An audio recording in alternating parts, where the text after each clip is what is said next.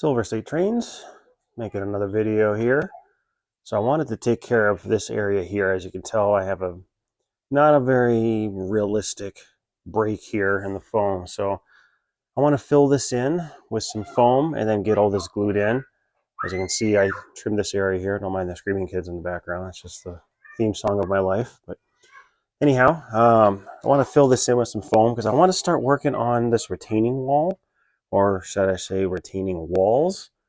So I got quite a few I need to build. Whether I do a retaining wall or if I slope it to make it more like a hill, I'm not sure. But I have options, obviously. So I want to kind of start working on that here. But let me go ahead and put foam in here. So hang tight.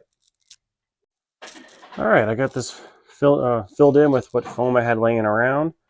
Don't mind the rough edge. My blade's getting pretty dull. So I got to see if I have a new blade or head out to Home Depot and pick up some refills, because that blade is really dull, and once your blade gets dull, it starts to snag really bad on your cuts. But anyhow, I got that in. That looks considerably better. Obviously, it needs to be painted, and I don't have any more of this. I think this is called Brown Eyes. I don't have any more of this paint, so when I do go to paint it, it's going to be a slightly different color, but that's okay. It's just so you don't see purple if anything ever were to fall off, like any other ground cover were to fall off. You don't see purple, you just see brown, tan, or whatever color I got. But let me go ahead and get all this glued down, and then yeah, this section here is done. All right, well, I got a little bit more foam cut, so I got this corner kind of rounded out, and I'm thinking, I don't know if I'm going to have a retaining wall here. This might be a nice area to do a slope down hill. So as you're rolling through here on the countryside, if you will, kind of a nice little incline here, maybe a couple of trees, not too many because I have to be able to reach that way. Or maybe I do nothing at all, just do a retaining wall with some nice ground cover. I don't know, but I got options.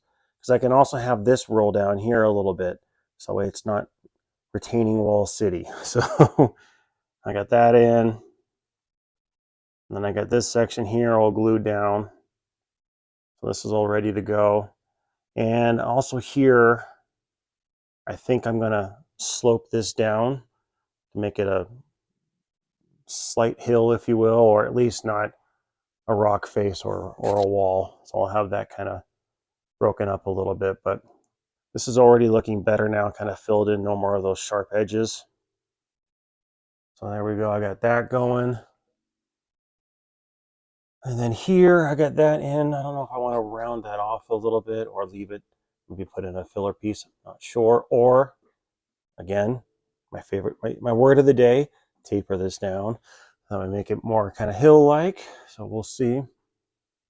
Because up here, I don't know if I want this to be a retaining wall as well, and I'm going to have plenty of real estate up here for the gravel industry that I'm going to put up here, so this I might slope it down to make it a little nicer on the eyes. So, especially back here, I'd like that area to be kind of, have a little bit more scenery. Oh, I forgot a spot. I got to fill in that gap back there. Hold, please. Okay, well, I got that piece of foam cut. It's glued in now and just drying. So that's all done. But got some other cool stuff here. I just picked this up from my buddy Jerry. It's an older Micro Trains car. I thought it was kind of cool. But this, I wanted to show this. I borrowed the Kato, what are these called? Kato well cars. This is the double stack cars. I borrowed this from him, so it's a BNSF. This is the number 2 set. So I wanted to see if these double stack cars would fit on my layout and under that bridge. That's kind of where I'm curious to see if it'll fit. So I'm gonna get these on the track and let's try it out. All right, I got these on the track. They look really cool. I'd love to have this set. So I might have to acquire this from my buddy Jerry here. Sorry for the rough angle here. I'm zoomed in because I want you to be able to see, but I picked my Amtrak 501 engine here, which is probably the wrong engine to pick because I need to mess with the speed control, because right now I have it up to speed step 10 and it's not moving, so I think it starts at around 11. There we go, 12. There we go. So I want to see if this is going to clear.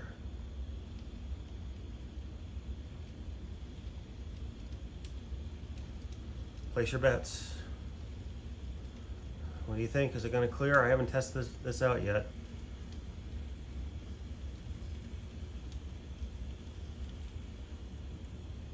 With room to spare. Yeah, baby. I didn't think that was going to fit.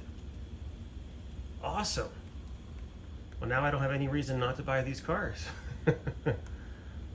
I'll justify it in my mind, people. Don't worry. That's awesome. I didn't think this was going to clear. Sweet.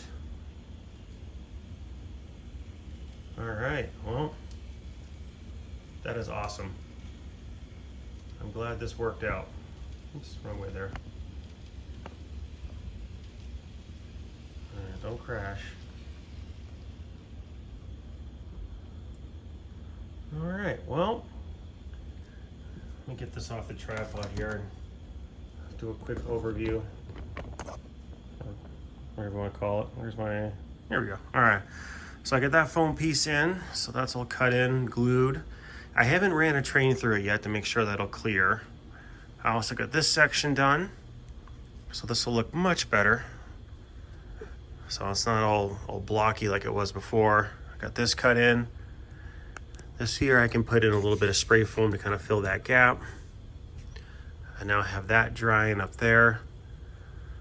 So then I got to get all this painted. And then, yeah, it's coming along.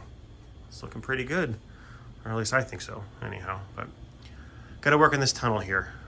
So now that I got this trimmed here, I got to trim this back. I know I want to take this foam off and use this purple foam here. But this will work for now. And then I got to figure out what this is going to look like. So all in time. What is that? All right. Well, I think that's it for this weekend. I'll call that good. I got the foam in. So yeah, thank you all for watching. You all have a good one.